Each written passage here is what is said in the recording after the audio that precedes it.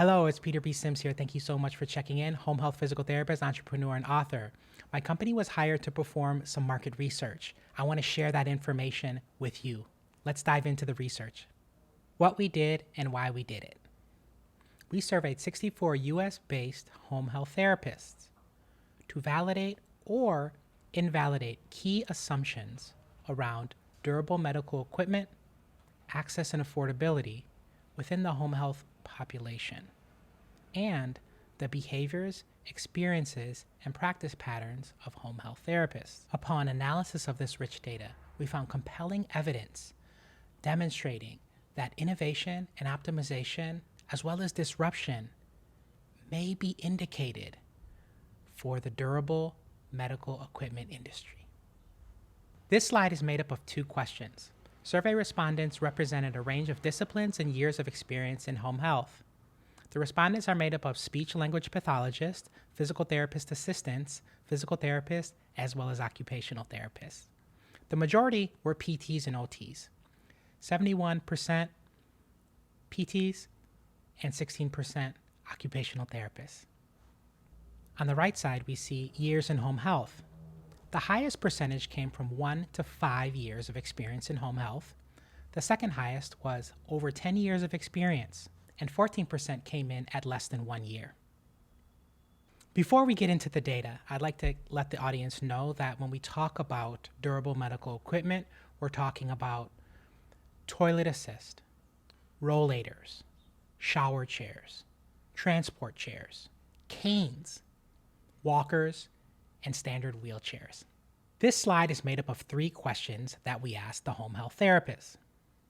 The first question was, have you ever encountered unneeded DME in your patient's residence that could be used effectively by another patient if they had access to it? According to the therapists, 80% of home health therapists had seen unneeded DME in their patients' homes. 20% said no, they had not seen unneeded DME in their homes. The second question we asked was, in your opinion, what percent of owners of unneeded DME do you think would be willing to donate it if they knew that someone needed and would use it? According to the data, 70% of the home health therapists surveyed believed that their patients would be willing to donate it if they knew that someone else could use it. The last point in this slide asked the respondents, in your opinion, do you think an owner of unneeded DME would be more likely to want to sell it or donate it if they knew that someone needed and would use it? According to the therapists, they believe that 85% of the patients with unneeded DME would donate it to another person if they knew that they needed it and would be able to use it. 15% said that they would sell it. 4 out of 5 home health therapists said that they had encountered unneeded DME in their patient's home. That would be donation eligible. This slide is made up of 2 questions. The first question is, in the future, if you were to encounter a patient with unneeded DME, would you feel comfortable asking him or her if they would be willing to donate it to help local people who need it? According to the research, 98% of the home health therapists said that they would feel comfortable asking their patients about donating their unneeded DME.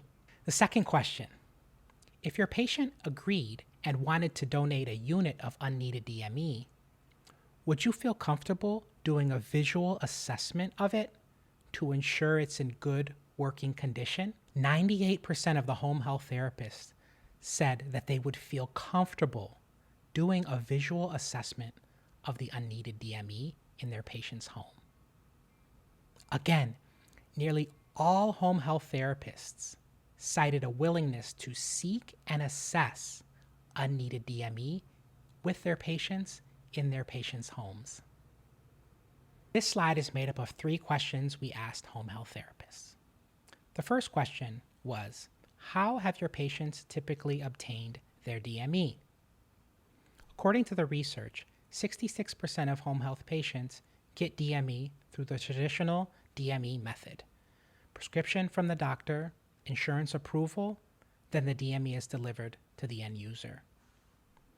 33% of home health patients have to use their own money to obtain their DME. 4% of home health patients, according to this research, are either gifted or loaned their DME. The second question we asked the therapists was, have you had patients who were unable to obtain DME? According to the research, 90% of home health therapists reported that they had worked with patients who could not obtain DME. The third question to follow up on the inability to obtain DME was, why were they not able to obtain the DME? 62% said insurance would not cover another device. 28% said the patient was unable to afford the DME. 6% said the patient was discharged before the DME was confirmed and processed. 2%, patient did not have a prescription for medical necessity. And another 2% was patient did not think that they needed it. According to the research, 1 out of 3 DME users must pay out of pocket to obtain the equipment. Their health insurance is not covering it. Additionally, according to this research, there appears to be a pervasive issue of people that need DME are not able to get it. This slide is made up of 2 questions we asked the home health therapists.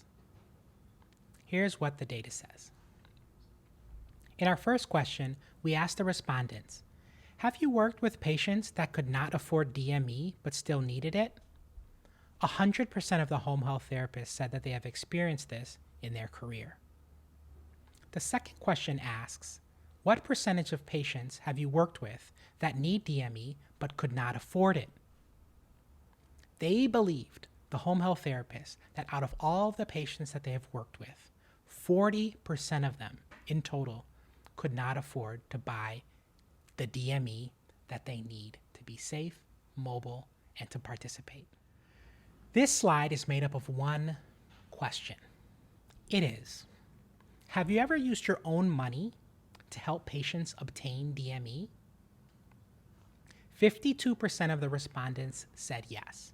They have used their own money to help their patients purchase DME.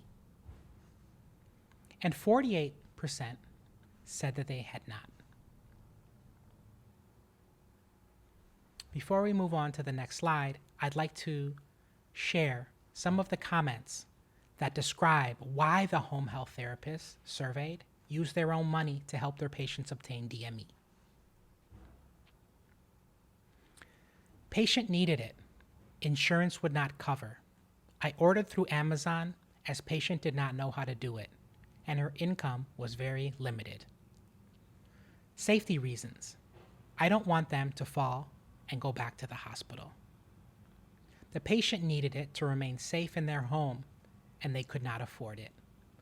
I wanted to improve his safety at home and prevent him from falling as soon as possible. If we would have went through his insurance, it would have taken weeks to get his DME. Some patients need items that will help them prevent a fall. On some occasions, they have been waiting for weeks for DME and are taking a risk with their lives to not have it. The last comment I'll share is, my patient was unsafe and they didn't have money to purchase. Again, over half of the respondent home health therapists surveyed reported that they have used their own money to purchase DME for their patients. This slide is made up of 2 questions.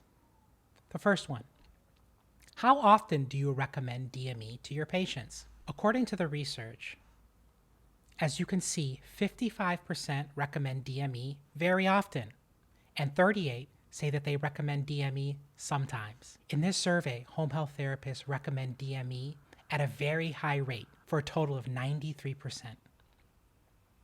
The second question on the right is, what is the most common DME you recommend?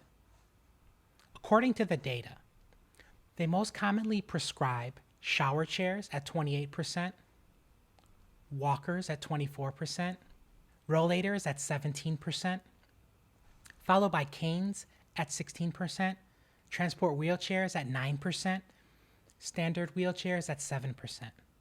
To summarize, over half of the respondents say they often recommend DME to their patients, and the top mentioned were shower chairs and wheeled walkers. This slide is made up of 2 questions we asked the home health therapist. The first question was, in your opinion, from a provider and patient perspective, is the traditional way of obtaining DME working fine? Or do you think there is room for streamlining and optimization?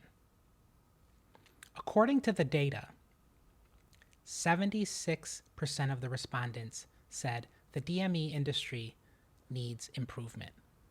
76% says the current process of obtaining and processing DME needs improvement. 24% says it's working fine. So 3 in 4 therapists surveyed said the current process of obtaining DME needs improvement. The second question was, in what way do you imagine improving the way DME is obtained by patients and processed by providers like you? That said, I'd like to read some comments from therapists who gave solutions and ideas on how to improve the way DME is obtained by patients and processed by home health therapists. To be able to call into a DME provider and have the order placed and processed that day without delay. Ideally, same-day delivery or within 24 hours. Having to get a prescription from the MD in order to get the DME paid for is the most difficult step for the patient in most cases. Centralizing of DME providers under Medicare made process difficult and inefficient. Bring it back to local availability to improve timeliness of acquiring needed equipment. Shower chairs are not typically covered by Medicare, and patients cannot afford chairs from online vendors. Often, I recommend lending closets, but at times the equipment is lent out and not affordable. Insurance coverage and reimbursement for a wider array of items based on medical necessity statement or letter from the therapist alone. The last comment is, there needs to be a streamlining of how DME requests are processed from the provider's office until it reaches the patient's insurance company. It's a time-consuming and confusing process. Secondly, the required copays for patients need to be decreased.